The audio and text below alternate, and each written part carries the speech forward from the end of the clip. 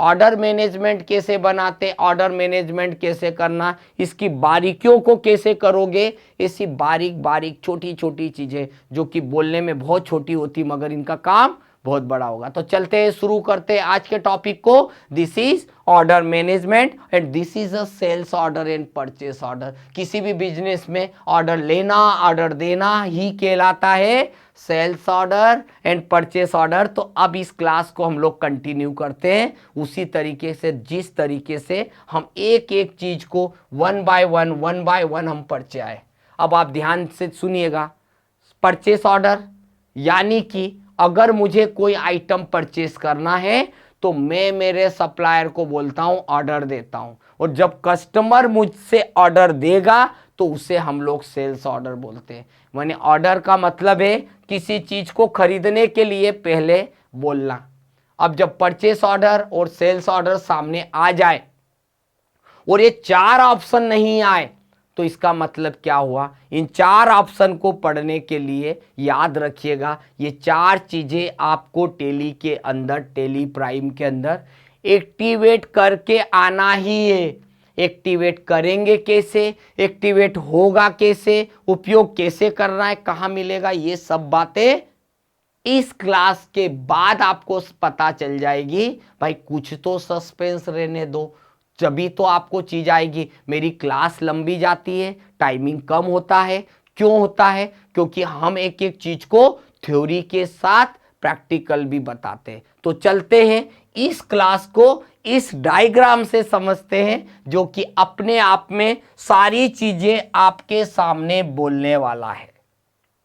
ध्यान से देखिएगा, हम हैं नेटलिंक इंफोटेक कंपनी। मेरे पास क्या हुआ, मेरे को मेरी कंपनी में कुछ प्रोडक्ट की जरूरत है, तो मैंने क्या करा, मैंने अपनी कंपनी को एक ऑर्डर दिया। आप जीएसटी लगाइए, जीएसटी नहीं लगाना सब आपके हाथ में। मैंने क्या करा, सेल्स ऑर्डर दिया मेरी कंपनी को जिससे मैं माल खरीदता हूं। ये कंपनी इंदौर में अवेलेबल है, मैं बैठा हूं भोपाल में, मेरा कस्टमर बैठा है ग्वालियर में, सभी की सभी एमपी के अंदर ही बैठे हुए हैं। अब इस कस्टमर ने मेरे को कूलर का ऑर्डर दिया। मैंने अपनी कंपनी को, इंदौर वाली कंपनी को बोला कि भाई मुझे 10 पीस बजाज कंपनी के कूलर चाहिए। बोले ठीक है सर, आपका ऑर्डर ले लेता हूं। तो इस कंपनी ने मेरा ऑर्डर लेके रख लिया। पर ये ऑर्डर कब लिखा इसने, 1 अप्रैल को। अब ऑर्डर लिखने के बाद ये माल कंपनी से मेरे पास आया, कब आया, 3 अप्रैल को मेरी कंपनी में आ गया, 3 तारीख को। तो जैसे ही मेरी कंपनी में ये प्रोडक्ट आया तो मैंने कंपनी को एक रिसिप्ट नोट दे दिया। जैसे आता है ना, कोई डिलीवर करने आता तो वो सिग्नेचर साइन कर लेता कि भैया माल पहुंच गया, ये डिलीवर कर दिया। अब भाई माल तो ले लिया, ऑर्डर भी कर दिया, माल भी ले लिया। अब क्या हुआ इसके आगे, अब जब उस माल को होने के बाद मैंने अपने कंपनी को फोन लगाया, सर बिल भी तो चाहिए। तो कंपनी ने मुझे क्या करा, 5 तारीख को इस माल का, जो माल मेरी दुकान पे पहुंचा था, 10 पीस का बिल दे दिया। और याद रखिएगा, अगर बिल नहीं आया तो वो माल आपका 2 नंबर का भी कहलाता है, ये बात ध्यान रखिएगा। इसलिए जिस माल का आपने ऑर्डर दिया उसका बिल आना बहुत जरूरी है। अब क्या होगा, सेम, अब इस कस्टमर ने मुझे ऑर्डर दिया, बोले सर 10 पीस कूलर चाहिए। कब दिया इसने, 1 मई को। मैंने इसको पहुंचा भी दिया, मैंने पूरे की पूरे 10 पीस पहुंचा दिए। इस कंपनी ने मुझे 5 मई को एक डिलीवरी नोट दे दिया, सर आपका भेजा गया माल मुझे मिल गया। फिर उसने भी मुझे बोला सर वो माल का बिल दे दो ना, मुझे तो जीएसटी में दिखाना।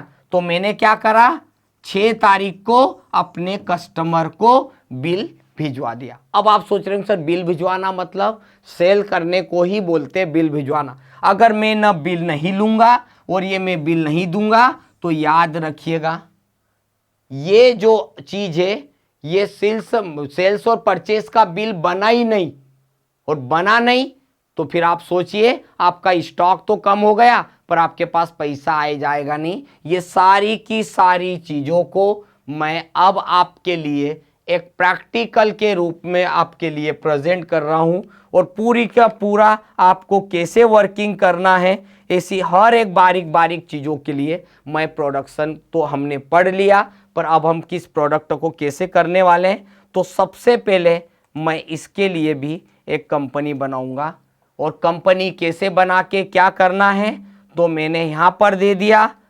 ऑर्डर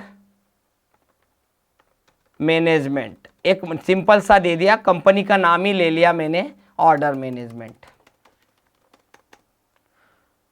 अब मैंने आपके सामने यहां जीएसटी को एक्टिवेट कर दिया।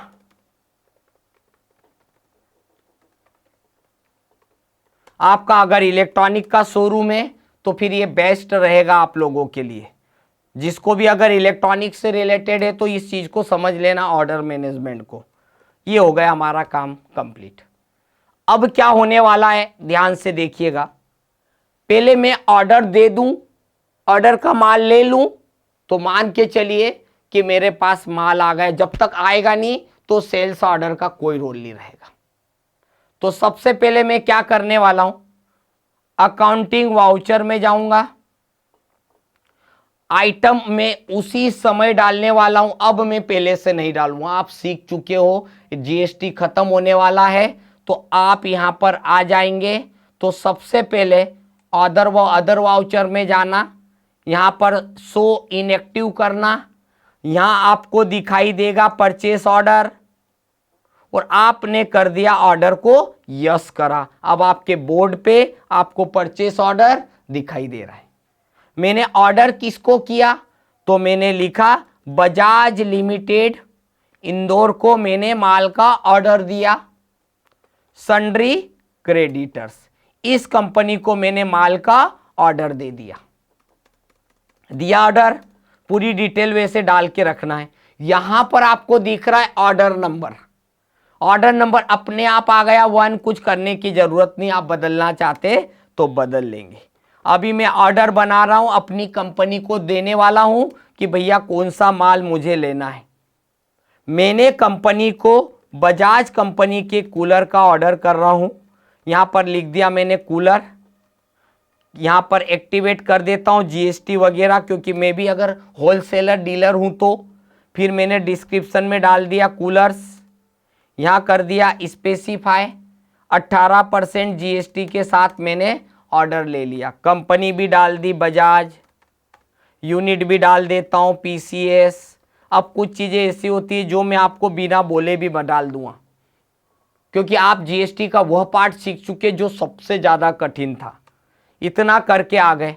मैंने 1 अप्रैल को मेरी कंपनी को 10 कूलर का ऑर्डर दिया। उन्होंने बोला 10,000 का एक कूलर पड़ेगा, और बोले सर उसके ऊपर सीजीएसटी लगेगा, duties and taxes, GST, central tax, दूसरा SGST, duties and taxes, GST, state tax, और फिर इसके बाद इसको माल को लाने में ट्रांसपोर्ट भी लगेगा।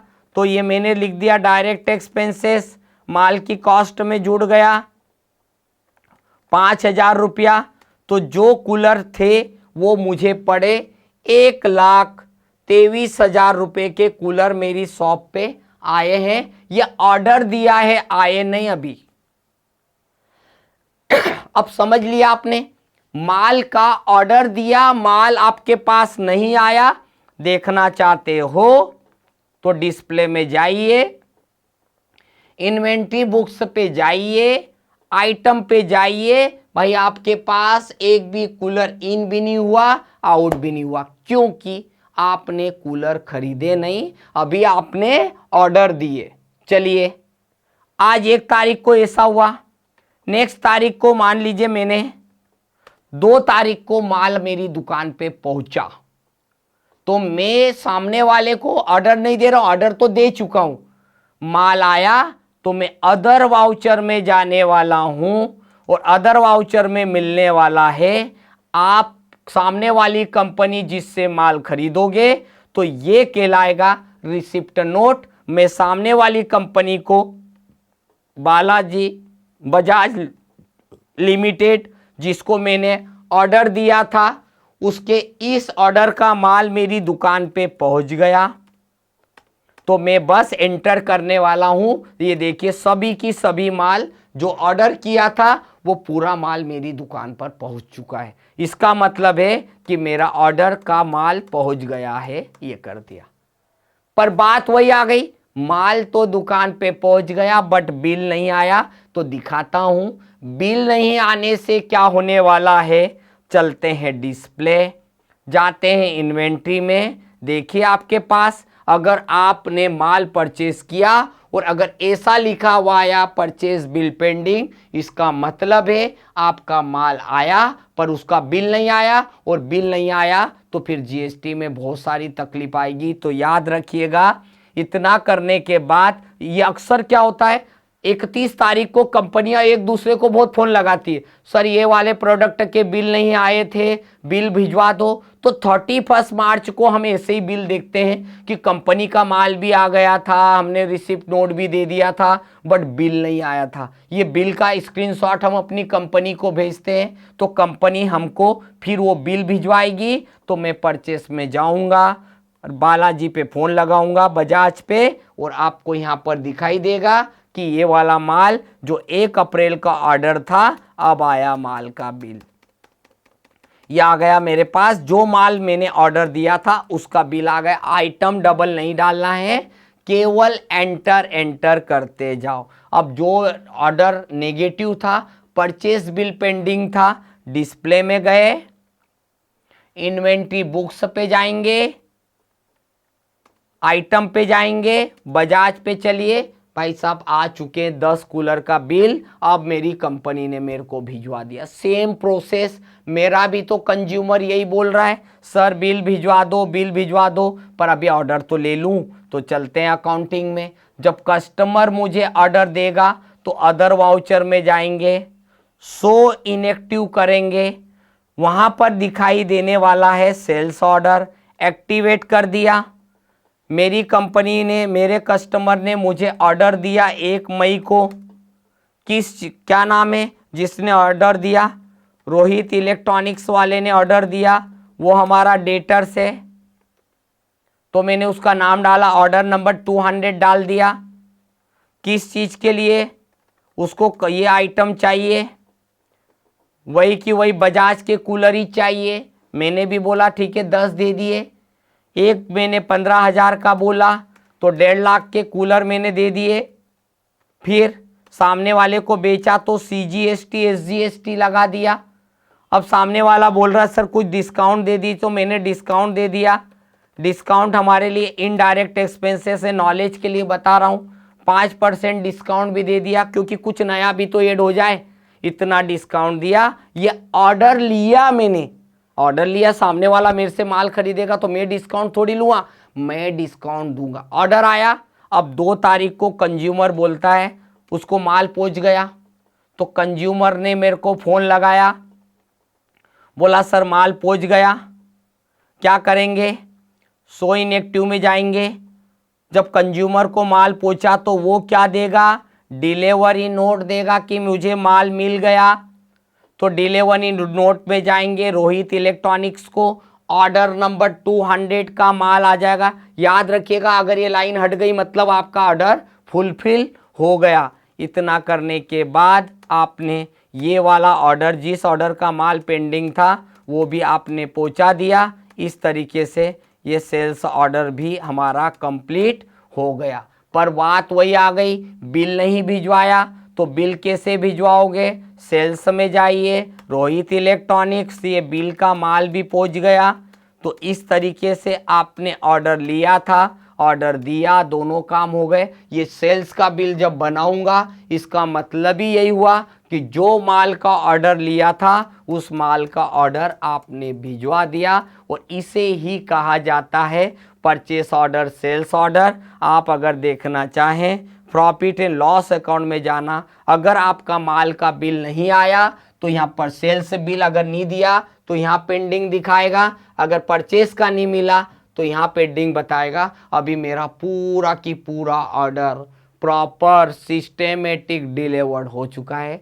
तो इस तरीके से हमने जो इस क्लास में आज ये भी चीज़ सीखी कि किस तरीके से कोई कंपनी माल का ऑर्डर देती है और हम कैसे अपने कस्टमर से ऑर्डर लेते हैं, हमें इसके ऑर्डर की एंट्रियां कैसे करना है। तो उस टॉपिक को हमने आज 1 by 1 step by step practical theoretical दोनों चीज़ों के साथ पढ़ा।